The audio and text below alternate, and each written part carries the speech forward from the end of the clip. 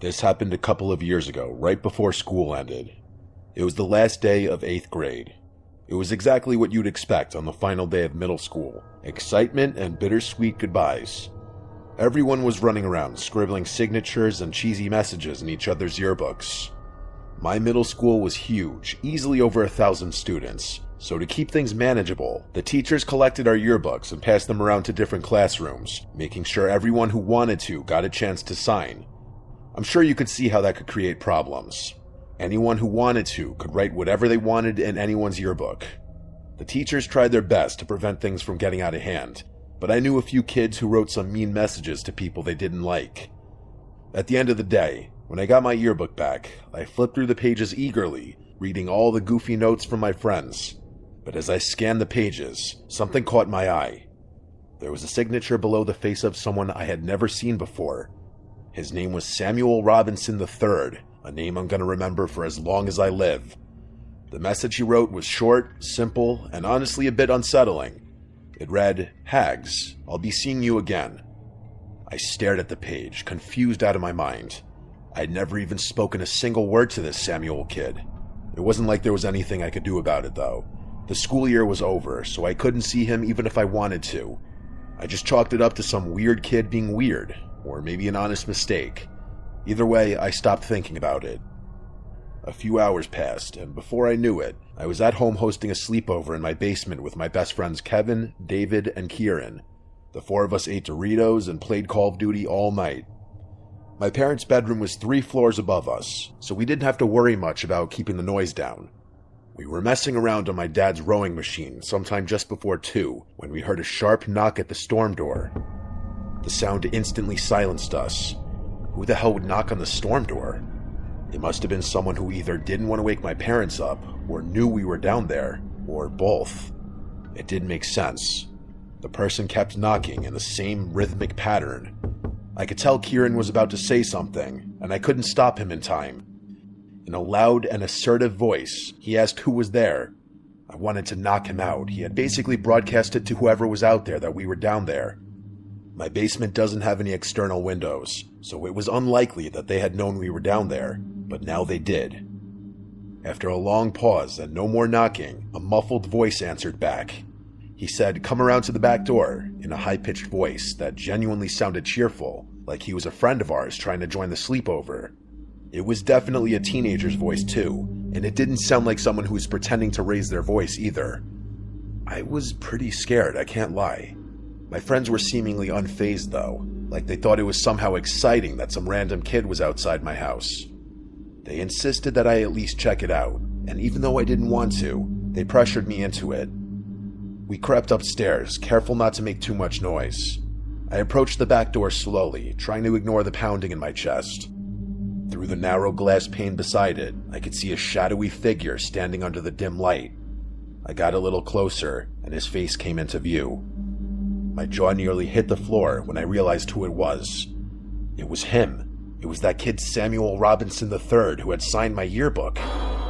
My friends went to go open the door, God knows why, but I stopped them, saying I knew who it was. I explained to them what had happened, and that changed their mood a bit. Keep in mind, Sam was still standing outside while we were talking, and he could definitely see in at us. He must have noticed how freaked out I was, because he started motioning to the side of the house like he wanted me to go over to the window. You might be wondering why none of us were taking this situation more seriously. I honestly think it was because it wasn't like some older, strange man was harassing us. It was a kid from our own school. Still, I wasn't opening the door for him. Instead, I went over to my kitchen window and cracked it open just a tiny bit. My friends followed me and stood a little off to the side. He walked over to the window and I asked him what he wanted, telling him I recognized him from our yearbook. He said, "Oh, so you got my message," and introduced himself as Sam. Then he went on to say he always watched me from afar and that we could have been good friends. I agreed with him just so that I wouldn't piss him off, but there was 0% chance I would have been friends with this kid given any circumstances. I didn't want to press him right away, but I had to know, so I asked him how he knew where I lived. He didn't respond, and I didn't know what to say. Before I could de-escalate the situation, David called him a creepy stalker and told him to piss off. Sam's smile disappeared. He tilted his head like he didn't understand what David had just said. Then, just as quickly, his expression twisted into something I can only describe as hatred. He went from passive and honestly kind of friendly to aggressive and angry. He started screaming things at me, how he hated my friends and thought we should all die, how my ex hated me and random stuff he had no right knowing. He reached toward the window and tried to force it open, but I jammed it shut and locked it. He started snarling at the window and banging on it like an animal. He was 2 seconds away from shattering it, I'm telling you. We must have caused quite the commotion because my parents came rushing down the stairs, demanding to know why we had woken them up. That's when Sam ran away. I told my parents what happened as quickly as I could, and my dad raced outside in his underwear. He came back a few minutes later, saying he had no idea where the kid went. I'm not sure why, but my parents didn't call the police. They just told us to go back to sleep and they'd deal with the school the following morning, just to give the kid the benefit of the doubt. The next morning, they contacted the school. That's when we learned the disturbing truth. Sam had been expelled a few weeks before the year finished, and he shouldn't have ever been at the school on the last day. Apparently, the yearbooks were printed before his expulsion, which explained why his picture was still included. That meant he had snuck into the school somehow just to write me that message, which freaked me out beyond belief. Despite working with the school to find out more, nobody could track Sam down. It was like he and his parents didn't exist. The whole thing was a pretty big deal, but the school did what they could to keep things under wraps. To this day, I still have no idea how he knew where I lived. That's what freaks me out the most. The running theory is that he was a mentally challenged and troubled young boy who took a strange liking to me for whatever reason, and then he stalked me for who knows how long. My parents were worried for weeks. It's something we don't talk about anymore because it's just uncomfortable, but living in that same house has never felt the same ever since.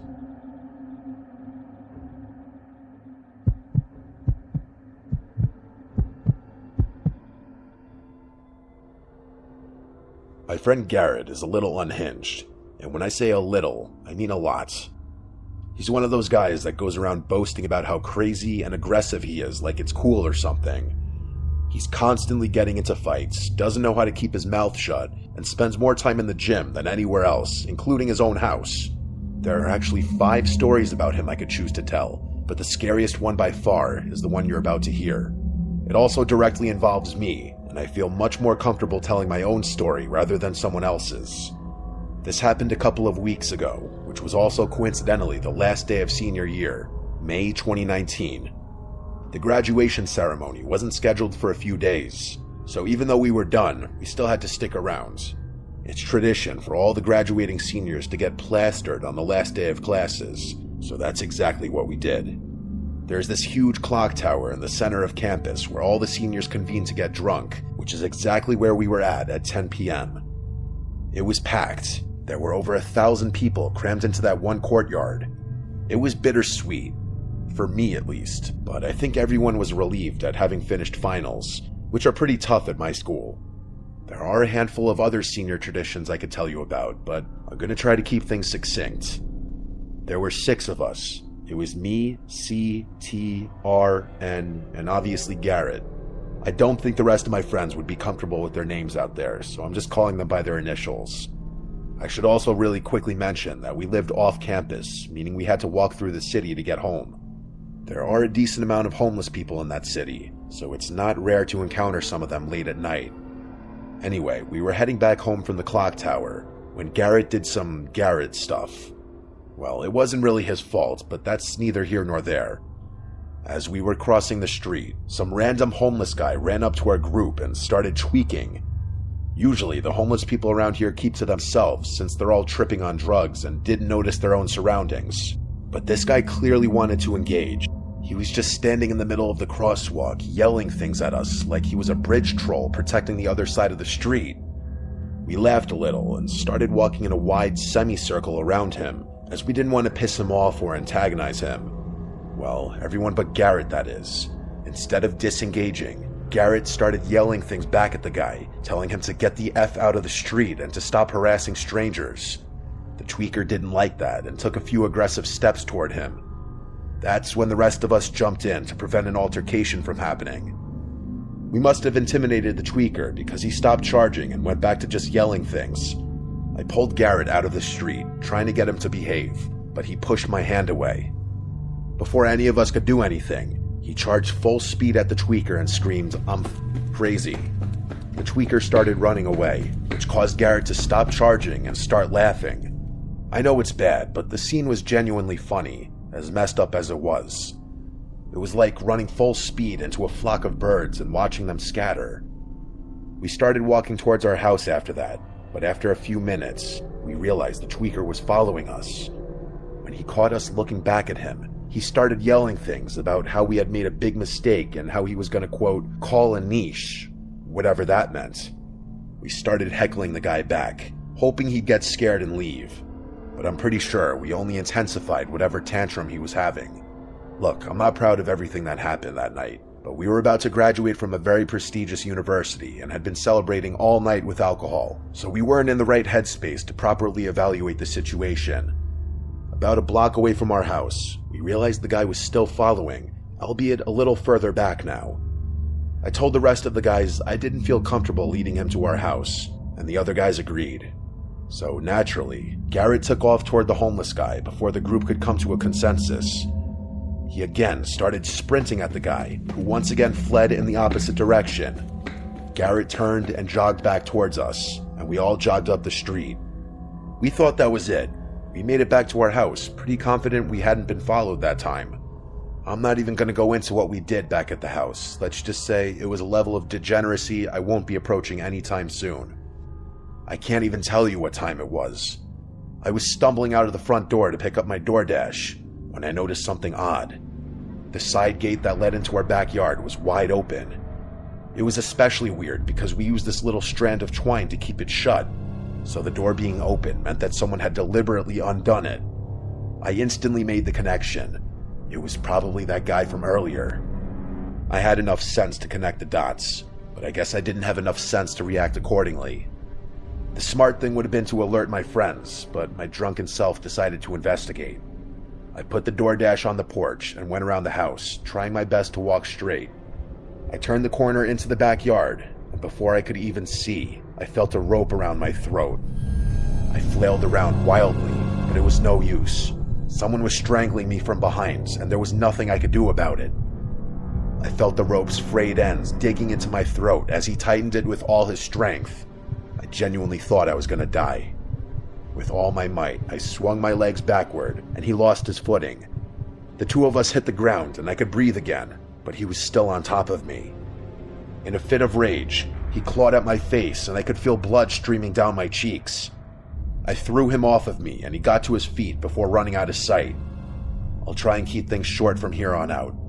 I ended up having to go to the hospital that night. The cuts weren't bad, but I needed a bunch of shots to protect me against any kind of diseases the guy might have had. The police were less than helpful, and since I was moving out a week later, there wasn't much I could do either. The worst part about the whole thing was that I had visible cuts in all my grad photos. Garrett felt so bad he ended up taking me to Nobu, but I never held anything against him.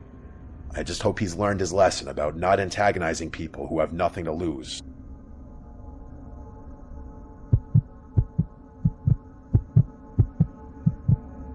When I was in the 7th grade, there was this kid named Sven in my homeroom. To put it mildly, he was a bit strange. He was one of those kids who didn't socialize with anyone else, even though people frequently tried to include him in things. I didn't have all my classes with him, but from what I remember, he would always sit in the same spot in every room, the back corner opposite the door. Without fail, he'd show up to school in the exact same outfit every day, cargo shorts and an oversized burgundy hoodie. He obviously didn't talk much, but when he did have to answer a question or read a passage, he had a really deep voice that lots of other kids made fun of him for. I don't recall him having any friends at all, which made sense. This one time, my friend Tyler caught him slicing worms during recess, which I'm pretty sure he ended up getting detention for.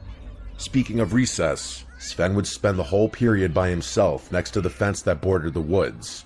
He never played any games or did anything even remotely kid-centric. He'd just stand next to that fence doing God knows what. Some of my friends claim to have seen him talking to someone on the other side, but I've personally never seen that, so I'm not going to spread potential lies. I'm trying to think of other things about him worth mentioning. He had several quirks and some other weird habits typical of any strange middle schooler, but none relevant to the story I'm going to tell. This happened on the last day of school. I went to a pretty big middle school with lots of kids per grade, meaning there were a ton of concurrent classes with students from the same year happening at all times. Because of that, there was this last day of school tradition where students from the same year would sneak into and sit in random classrooms to try and mess with the teachers.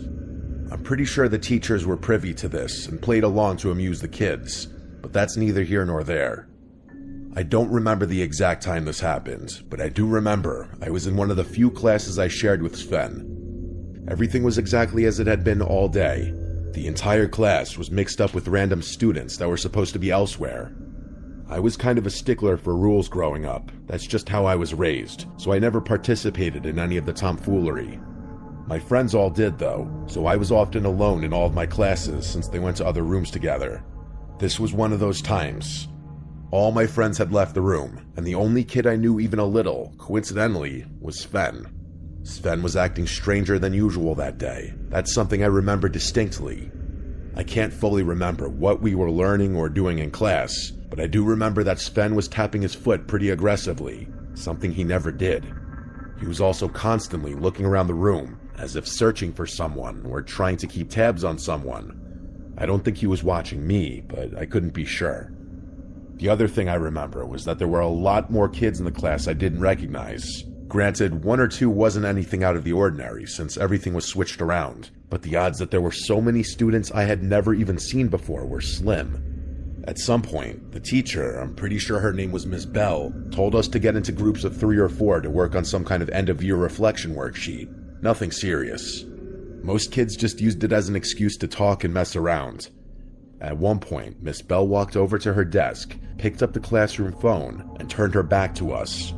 A few minutes later, another teacher showed up, I think from the room next door. They stepped just outside the classroom door and started whispering. It wasn't a long conversation, maybe half a minute, but something about it felt off, like they were trying not to cause a scene. I could tell something was up. Miss Bell looked uneasy. That's honestly the best way I can describe her demeanor. After they finished talking, Miss Bell and the other teacher came back into the room. They didn't say anything to the class. They just walked over to a few specific kids and knelt down beside their desks. I couldn't hear what they were saying, but whatever it was quiet, clearly like they didn't want the rest of us to notice. A minute later, those same kids got up and followed the teachers into the hallway. No one really reacted. I felt like I was the only one who even noticed what was going on. Miss Bell came back a few minutes later, alone this time. She didn't say anything about the kids who left, just sat back down at her desk and started shuffling papers like nothing had happened. But right after she did, the fire alarm went off. Miss Bell didn't really react, like she knew it was going to happen. She told us to line up and head outside, and we joined the rest of the school out by the field behind the building. As usual, everyone was grouped by homeroom, so I ended up standing with a bunch of familiar faces again. But while we were all standing there, I looked back at the school for no reason, just out of habit, I guess, and I could have sworn I saw something move in one of the second-story windows. It was quick, and maybe it was just a reflection or a shadow or something, but it felt wrong. The school was supposed to be completely empty. I kept it to myself, but I was really scared when it came to re-entering the building. We never went back inside, though. Before the alarm even stopped ringing, we started hearing sirens.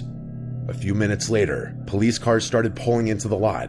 Not just 1 or 2, but a whole line of them. They didn't waste time either. Officers jumped out and rushed straight into the building. No one explained anything. Teachers just told us to stay calm and wait. After a while, someone came around and said school was being let out early. No buses. We had to call our parents. We were never told what actually happened. My parents ended up telling me what happened, or at least what the school had told them.